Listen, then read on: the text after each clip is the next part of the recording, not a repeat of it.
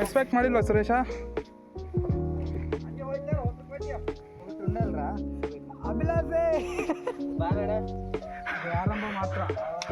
ಇದು ಆರಂಭ ಮಾತ್ರ. ಎಲ್ಲರಿಗೂ ನಮಸ್ಕಾರ, ನಾನು ನಿಮ್ಮ ಸೂರಜ್. ನೀವು ನೋಡ್ತಾ ಇದ್ದೀರಾ ಇದು ವರ್ಸಟಿಲಿಟಿ ಬೈ ಸೂರಜ್. ಸೊ ನಾನು ಇವತ್ತು ತುಮಕೂರು ಜಿಲ್ಲೆ ಪಾವಗಡ ತಾಲೂಕು ನಿಡಗಲ್ ಬೆಟ್ಟ ಹತ್ರ ಬಂದಿದ್ದೀನಿ. ಇದು ಸುಮಾರು 180 ಕಿಲೋಮೀಟರ್ ಆಗುತ್ತೆ ಬೆಂಗಳೂರಿಂದ. ಸೊ ಈ ಪ್ರದೇಶವು ಸುಮಾರು 12 ಮತ್ತು 13ನೇ ಶತಮಾನಗಳ ಅವಶೇಷಗಳನ್ನು ಹೊಂದಿದೆ. ಈ ಪ್ರದೇಶವನ್ನು ಗಂಗರು, ಚಾಳುಕ್ಯರು, ಚೋಳರು, ಹೊಯ್ಸಳರು, ತದನಂತರ ವಿಜಯನಗರದ ಸಾಮ್ರಾಜ್ಯವಾಗಿ ಪರಿವರ್ತನೆಗೊಂಡಿತು. ಹಾಗೂ ಇದನ್ನು ಹೈದರಾಲಿ ಮತ್ತು ಟಿಪ್ಪು ಸುಲ್ತಾನ್ ಕೂಡ ಆಳ್ವಿಕೆ ಮಾಡಿದ್ದರು. ಸೊ ಬೆಟ್ಟದ ಮೇಲೆ ಮತ್ತು ತಪ್ಪಲಿನಲ್ಲಿ ಈಶ್ವರ, ವೀರಭದ್ರ ಮತ್ತು ಆಂಜನೇಯ ಗುಡಿಗಳನ್ನು ಕಾಣಬಹುದು. ವಿಶೇಷವೇನೆಂದರೆ ಬೆಟ್ಟದ ಮೇಲೆ 1232ರಲ್ಲಿ ನಿರ್ಮಿಸಲಾದ ಶ್ರೀ ಪಾರ್ಶ್ವನಾಥ ಸ್ವಾಮಿ ಜೈನ ಬಸದಿ ಕೂಡ ಇದೆ. ಇದು ಕಪ್ಪು ಶಿಲೆಯಿಂದ ಮಾಡಲ್ಪಟ್ಟ ಸುಂದರ ವಿಗ್ರಹವನ್ನು ಕೂಡ ಹೊಂದಿದೆ. ಇಲ್ಲಿ ಹಲವಾರು ಹಳೆಗನ್ನಡ ಶಾಸನಗಳು ಮತ್ತು ಯುದ್ಧದಲ್ಲಿ ಮಡಿದ ಸೈನಿಕರ ನೆನಪಿಗಾಗಿ ಕೆತ್ತಲಾದ ವೀರಗಲ್ಲುಗಳಿವೆ. ಸೊ ಈ ದಿನ ನಾವು ಇಲ್ಲಿ ಪರ್ವತಾರೋಹಣ ಎಂದರೆ ಟ್ರೆಕ್ಕಿಂಗ್ ಮಾಡಲು ಬಂದಿದ್ದೇವೆ. ಈ ಸ್ಟ್ರೆಚ್ ಸುಮಾರು 2ರಿಂದ 3 ಕಿಲೋಮೀಟರ್ ಇದೆ. ಸೊ ನಾವು 11 ಗಂಟೆಗೆ 11 ಗಂಟೆ ಆ ಟೈಮಲ್ಲಿ ಹತ್ತಿದ್ದು. ಆಲ್ಮೋಸ್ಟ್ 1:30 ಆಗಿತ್ತು ಟಾಪ್ ರೀಚ್ ಆಗೋಷ್ಟೊತ್ತಿಗೆ. ಸೊ ನಾವೆಲ್ಲೂ ಜಾಸ್ತಿ ಹೊತ್ತು ನಿಂತ್ಕೊಂಡಿಲ್ಲ, ಎಲ್ಲೂ ಟೈಮ್ ಸ್ಪೆಂಡ್ ಮಾಡಿಲ್ಲ. ಸೊ ನೀವು ಏನಾದರೂ ಹತ್ತಬೇಕಾದ್ರೆ ವ್ಯೂಸ್ನ ನೋಡಿಕೊಂಡು ಇನ್ನು ಸ್ವಲ್ಪ ಹೊತ್ತು ರೆಸ್ಟ್ ಮಾಡಿಕೊಂಡು ಬರೋದಾದರೆ ಸುಮಾರು 3 ಗಂಟೆ ಕೂಡ ಆಗ್ಬೋದು. ಸೊ ಹತ್ತುವ ದಾರಿ ಸ್ವಲ್ಪ ಕಠಿಣವಾಗಿದೆ, ತುಂಬ ಟಫ್ ಇದೆ. ಯಾಕಂದರೆ ನಾವು ಹೋಗಿದ್ದು ಜುಲೈ ಮಂತಲ್ಲಿ. ಸೊ ಮಳೆ ಬರ್ತಿತ್ತು. ಮಳೆ ಬರೋ ಟೈಮಲ್ಲಿ ಅಂದರೆ ನಿಮಗೆ ಗೊತ್ತಿದೆ, ಗಿಡ ಮರ ಬಳ್ಳಿ ಎಲ್ಲ ದಾರಿಗೆ ಹತ್ಕೊಂಡಿತ್ತು. ಸೊ ಹತ್ತಬೇಕಾದ್ರೆ ಸ್ವಲ್ಪ ಕಷ್ಟ ಅನಿಸುತ್ತೆ. ಯಾಕಂದರೆ ಗಿಡಗಳು, ಮುಳ್ಳು ಗಿಡಗಳು ಕೂಡ ಇವೆ. ನೀವು ಒಳ್ಳೆ ಟ್ರೆಕ್ಕಿಂಗ್ ಶೂಸು ಇಲ್ಲ ಚಪ್ಪಲಿಗಳು, ಒಳ್ಳೆ ಚಪ್ಪಲಿಗಳು, ಕ್ಲಿಪ್ ಇರುವಂಥದ್ದು ಹಾಕ್ಕೊಂಡು. ಸೊ ನಾವು ಟ್ರೆಕ್ ಸ್ಟಾರ್ಟ್ ಮಾಡಿದ್ದು 4 ಜನ. ಸೊ ಆದಷ್ಟು ಒಂದು 6ರಿಂದ 7 ಜನ ಇದ್ದರೆ ಒಳ್ಳೆಯದು. ಯಾಕಂದರೆ ಮುಂದೆ ಕೇಳಿಸ್ಕೋತೀರಾ ಅದು ಏನು ವಿಷಯ ಅಂತ.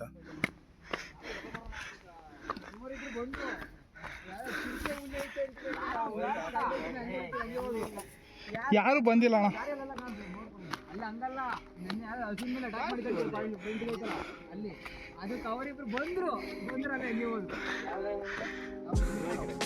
ತುರುವೇಕೆರೆ, ವಾವ್.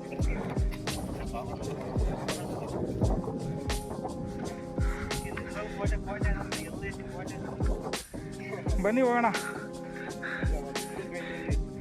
ಆರಂಭ ಮಾತ್ರ, ಇದು ಆರಂಭ ಮಾತ್ರ.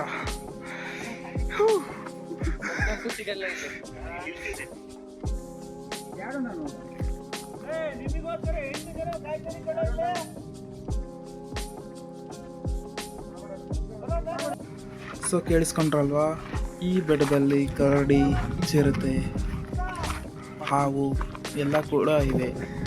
ಆ್ಯಸ್ ಯೂಶುವಲ್ ಎಲ್ಲ ಬೆಟ್ಟದಲ್ಲೂ ಇರ್ತವೆ, ಬಟ್ ಇಲ್ಲಿ ಸ್ವಲ್ಪ ಕರಡಿ ಜಾಸ್ತಿ ಇವೆ. ಕರಡಿ ಮತ್ತು ಚಿರತೆ ಅಂತಿದ್ದಾರೆ, ಬಟ್ ಚಿರತೆನ ನಾವೇನು ನೋಡಿಲ್ಲ. ಕರಡಿಗಳು ಕಾಣಿಸಿದ್ದಾವೆ. ಯಾಕಂದರೆ ನಾನು ಇಲ್ಲಿ ರೆಗ್ಯುಲರಾಗಿ ವಿಸಿಟ್ ಮಾಡ್ತಿರ್ತೀನಿ. ಮೀನ್ಸ್ ನೇಚರ್ ಚೆನ್ನಾಗಿದೆ, ತುಂಬ ಚೆನ್ನಾಗಿದೆ ನೇಚರು. ಸೊ ನಿಡಗಲ್ ಒಂದು ಕಾಡಿಂದ ಹೋಗುತ್ತೆ ಊರಿಗೆ. ಸೊ ಆ ಕಾಡು ನೋಡೋಕ್ಕೋಸ್ಕರ ಆದರೂ ನಾನು ಮಂತ್ಲಿ ಒನ್ಸ್ ಇಲ್ಲ 2 ಮಂತ್ಸ್ಗೆ ಒಂದ್ಸರಿ ಆದರೂ ಹೋಗಿ ನೋಡ್ಕೊಬರ್ತಿರ್ತೀನಿ. ನಾನು ನಮ್ಮ ಫ್ರೆಂಡ್ಸ್ ಎಲ್ಲ ಹೋಗಿ ಪ್ರತಿ ಸರಿ ಬೆಟ್ಟ ಏನು ಹತ್ತೋದಿಲ್ಲ. ಸೊ ಅರ್ಧ ದಾರಿಗೆ ಬೈಕು, ಕಾರು ಎಲ್ಲ ಹೋಗ್ತವೆ.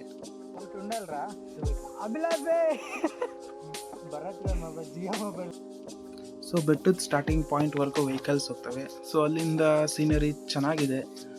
ಟೆಂಪರರಿಯಾಗಿ ವಿಸಿಟ್ ಮಾಡಿ ಬರ್ತಿರ್ತೀವಿ. ಸೊ ಆ ಟೈಮಲ್ಲಿ ಕೆಲವೊಂದು ಸರಿ ಕರಡಿ ನೋಡಿದ್ದು ಕೂಡ ಉಂಟು, ನವಿಲುಗಳು ಕೂಡ ಇದ್ದಾವೆ.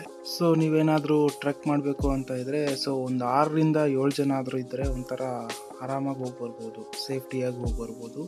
ಯಾಕಂದರೆ ಭಯ ಇರುತ್ತೆ, ಹತ್ಬೇಕಾದ್ರೆ ಎಲ್ಲ ಭಯ ಇರುತ್ತೆ. ಸೊ ನಾವು ಕೂಡ ಹತ್ಬೇಕಾದ್ರೆ 4 ಜನನ ಅಂತ ನಮಗೂ ಸೆಲ್ಫ್ ಡೌಟ್ ಆಗಿತ್ತು, ಆದರೂ ಭಯ ಕೂಡ ಆಗಿತ್ತು. ಸೊ ಸೊ ಆದರೂ ನಾವು ಹತ್ತಿದ್ವಿ. ಹತ್ತುತ್ತಾ ಮಧ್ಯದಲ್ಲಿ ಸ್ವಲ್ಪ 4 ಜನ ಸಿಕ್ಕಿದ್ರು. ಅವರು ತುರುವೇಕೆರೆಯಿಂದ ಬಂದಿದ್ದರು. ಸೊ ಅವ್ರ ಜೊತೆ ಕೂಡ ಮಿಂಗಲ್ ಆಗ್ಬಿಟ್ಟು ಹತ್ತಿದ್ವಿ. ಅವರು ಸ್ವಲ್ಪ ಹಿಂದೆ ಬರ್ತಿದ್ರು. ಅವರು ಇನ್ನೊಂದಿಬ್ಬರು ಬಂದಿದ್ರಂತೆ ಜೊತೆಗೆ. ಅಲ್ಲಿ ಯಾರೋ ಕರಡಿಗಳಿದೆ, ಚಿರತೆಗಳಿದೆ ಅಂತ ಹೇಳಿದ ತಕ್ಷಣ ಅವ್ರ ಪಾಪ ಭಯ ಬಿದ್ದುಬಿಟ್ಟು ಅಲ್ಲೇ ಉಳ್ಕೊಂಡಿದ್ರು. ಸೊ ಅಲ್ಲಿಗೂ ಅವ್ರು ಹೇಳಿದ್ರು, ನಿನ್ನೆ ಯಾವುದೋ ಹಸು ಮೇಲೆ ಅಟ್ಯಾಕ್ ಮಾಡಿತ್ತಂತೆ ಚಿರತೆ ಅಂತ. ಸೊ ಅದು ನಿಜನೋ ಇಲ್ವೋ ಗೊತ್ತಿಲ್ಲ. ಅದಕ್ಕಾಗಿ ನೀವು ಏನಾದರೂ ಟ್ರೆಕ್ಕಿಂಗ್ ಮಾಡಬೇಕು, ಬೆಟ್ಟ ಹತ್ತಬೇಕು ಅಂತ ಇದ್ದರೆ ಒಂದು 6ರಿಂದ 7 ಜನ ಇದ್ದರೂ ಕೂಡ ಸೇಫಾಗಿ ಹೋಗ್ಬರ್ಬೋದು. ಸೊ ನೆನ್ಪಿಡಬೇಕಾಗಿರೋ ವಿಷಯ ಏನಂದರೆ, ನೀವು ಬೆಟ್ಟ ಹತ್ತಕ್ಕೆ ಮುಂಚೆನೇ ಏನಾದರೂ ತಿನ್ನೋಕ್ಕೆ ಇಲ್ಲ ವಾಟರ್ ಬಾಟ್ಲ್ ಆಗಲಿ ಏನಾದರೂ ಸ್ನ್ಯಾಕ್ಸ್ ಆಗಲಿ ನೀವು ಅಲ್ಲೇ ತೊಗೊಂಡೋಗ್ಬೇಕು. ಸೊ ಬೆಟ್ಟದ ಮೇಲೆ ಏನೂ ಸಿಗಲ್ಲ. ಸೊ ನೀವು ಹತ್ತೋದು ಕೂಡ ಅಷ್ಟೇ ಸ್ವಲ್ಪ ಕಷ್ಟ ಇರುತ್ತೆ. ಯಾಕಂದರೆ ತುಂಬ ನ್ಯಾರೋ ಜಾಗ, ಈಗ ನೀವು ನೋಡ್ತಿದ್ದೀರಲ್ಲ ಆ ಥರ ಒಳ್ಳೆಯ ಒಂದು ಪಾತ್ ಇರಲ್ಲ. ಜಸ್ಟ್ ರ್ಯಾಂಡಮ್ ಆಗಿ ಹತ್ತಬೇಕು. ಸೊ ಸ್ಟ್ರೆಂತ್ ಕೆಪಾಸಿಟಿ ಇದ್ದರೆ ಮಾತ್ರ ಹತ್ತಿ.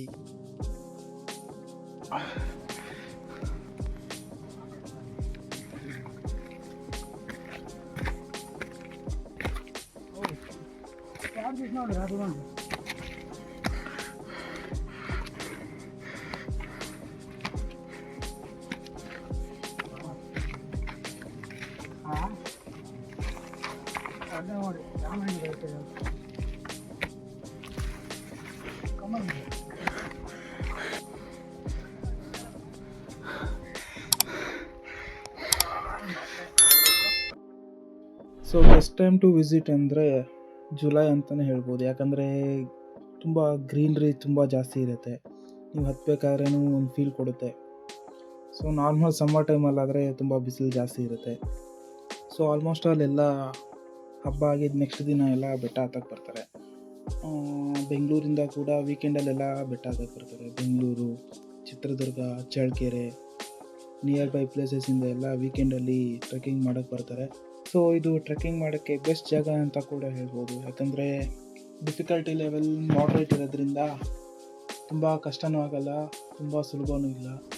ಸೊ ಹತ್ಬೇಕಾದ್ರೆ ಒಂಥರ ಎಂಜಾಯ್ಮೆಂಟ್ ಆಗಲಿ, ಥ್ರಿಲ್ ಆಗಲಿ ಎಲ್ಲ ಇರುತ್ತೆ. ಸೊ ಒಂದ್ಸರಿ ಆದರೂ ವಿಸಿಟ್ ಮಾಡಬೇಕು ಅಂತ ಅಂದ್ಕೊಳ್ಳಿ, ಯಾಕಂದರೆ ತುಂಬ ಚೆನ್ನಾಗಿದೆ. ಸೊ ಆದಷ್ಟು ಜುಲೈ ಆಗಸ್ಟ್ ಟೈಮಲ್ಲಿ ವಿಸಿಟ್ ಮಾಡಿ. ಯಾಕಂದರೆ ಮಳೆ ಬಂದಿರುತ್ತೆ. ಸೊ ಗ್ರೀನ್ರಿ ತುಂಬ ಇರುತ್ತೆ. ಸೊ ನಿಡ್ಗಲ್ದಲ್ಲಿ ಜಾತ್ರೆ ಕೂಡ ನಡೆಯುತ್ತೆ.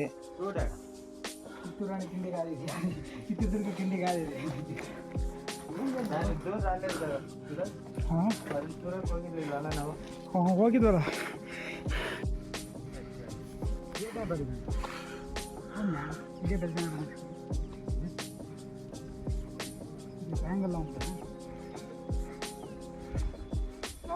ಅಲ್ಲೇ ಹೋಗ್ತಿದ್ರಿ ಹಿಂದಕ್ಕೆ.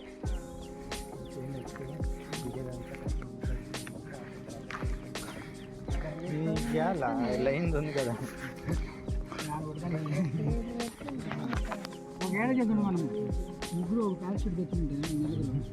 ప్యారాషూట్ ఇలా కవర్లు ఉన్నాయి చూడి ఎగిరెడదాం. ಮೊನ್ನೆ ಆ ಬಲೂನಲ್ಲಿ ಹೋಗ್ತಾರಲ್ಲ, ಆ ಬಲೂನು ಮೇಲಕ್ಕೆ ಹೋದ್ಮೇಲೆ ಅದೆಲ್ಲ ಫೈರ್ ಆಗಿಬಿಟ್ಟು ಸತ್ತೋದ್ರಲ್ಲ.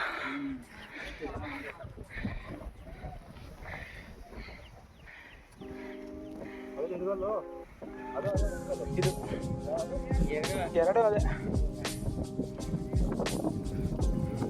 ಸೊ ವಿಪರ್ಯಾಸ ಏನಂದರೆ 7 ಊರು ಬಾಗಿಲಿದೆ, ಹಳೆಯ ದೇವಸ್ಥಾನಗಳು, ಟೆಂಪಲ್ಗಳಿದೆ. ಸೊ ಇದರಲ್ಲಿ ನೆಗೆಟಿವ್ ಏನಂದರೆ ಡೆವಲಪ್ಮೆಂಟ್ ಆಗಿಲ್ಲ. ಸೊ ನೀವು ನೋಡ್ತಿದ್ದೀರಾ ಈಗ ಕ್ಲೀನ್ಲಿನೆಸ್ ಮೇಂಟೈನ್ ಮಾಡಿಲ್ಲ, ಒಂದು ದಾರಿನ ಮೇಂಟೈನ್ ಮಾಡಿಲ್ಲ. ಹತ್ತೋ ದಾರಿ ಕೂಡ ಎಲ್ಲ ಗಿಡ ಸುತ್ಕೊಂಡಿರುತ್ತೆ. ಸೊ ಎಷ್ಟೇ ಚೆನ್ನಾಗಿದ್ರೂ ಇದೊಂದು ನೆಗೆಟಿವ್ ಅಂತ ತುಂಬ ಅನಿಸ್ತಿರುತ್ತೆ ಹೋದಾಗೆಲ್ಲ. ಎನಿಹೌ ನೀವೀಗ ವ್ಯೂನ ಎಂಜಾಯ್ ಮಾಡಿ. ನಾನು ಮೇಲ್ಗಡೆ ಹೋದ್ಮೇಲೆ ಹೇಳ್ತೀನಿ. ಸೊ ಬೇರೆ ಏನಾದರೂ ಮಾಹಿತಿ ಬೇಕಾದರೆ ಕಾಮೆಂಟ್ ಮಾಡಿ, ಲೈಕ್ ಮಾಡೋದನ್ನು ಮತ್ತು ಶೇರ್ ಮಾಡೋದನ್ನು ಮರಿಬೇಡಿ. ಸೊ ಇನ್ನಷ್ಟು ಅಪ್ಡೇಟ್ಸ್ಗಾಗಿ ಸಬ್ಸ್ಕ್ರೈಬ್ ಮಾಡಿ. ಇಲ್ಲೇ 90 ಡಿಗ್ರಿ ಹೈಟ್ ಇದೆ, ಚಪ್ಪಲಿಗಳು ಜಾರೋದಿಲ್ಲ ಜಾಸ್ತಿ.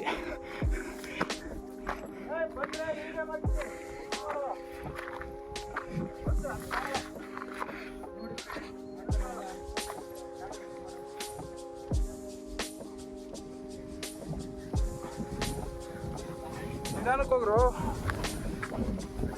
ಏನು ಪ್ರಭು ನಿಂದಕ್ಕೆ ಹಾಕ್ರು.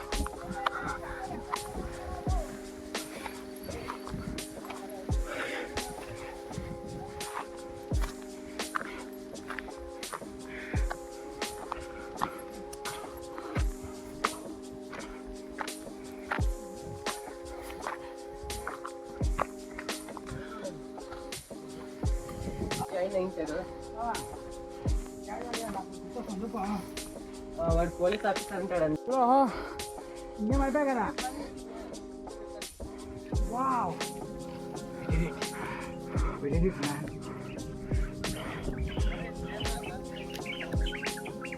ಬಂದು ಮೇಲ್ಗೆ ಸುರಾಜ್ ಅದನ್ನ ಹತ್ತಾನ. ಅದು ಹತ್ತಾಣ ಇರು. ಗಾಳಿ ತುಂಬ ಜೋರಾಗಿದೆ, ಭಯ ಆಗ್ತೀನಿ.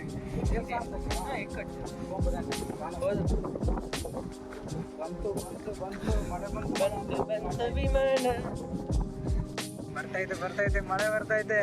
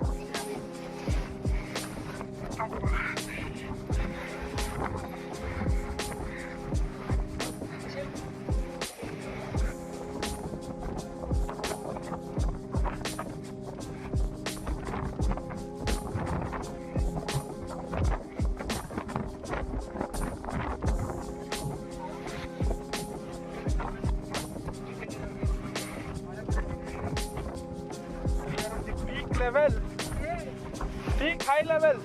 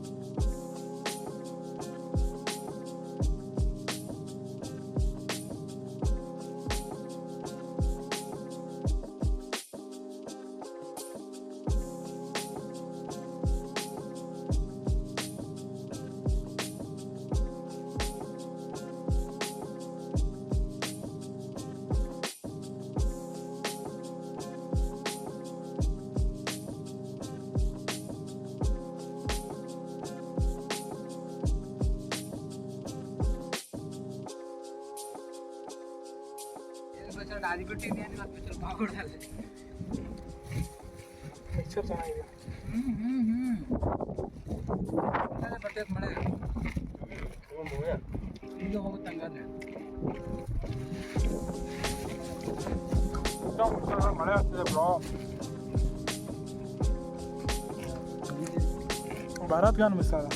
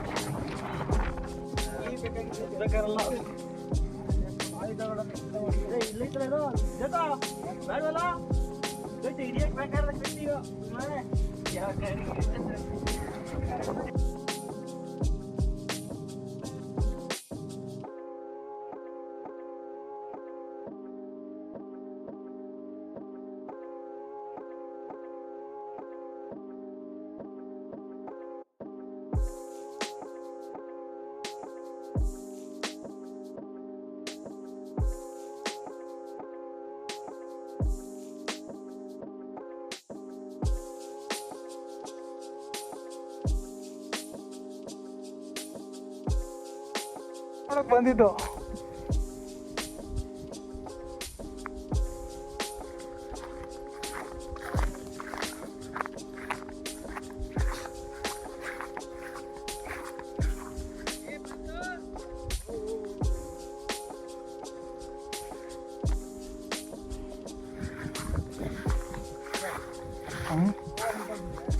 ಕೈ ಬೇಡ ಬಾರು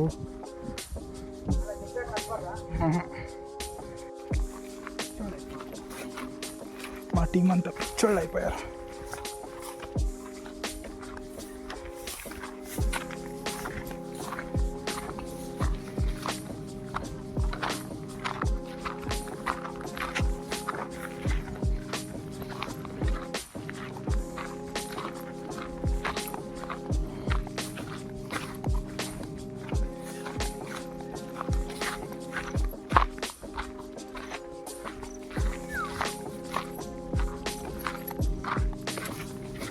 ಪಾರೋ ಸುರೇಶ್ ಬೇಗ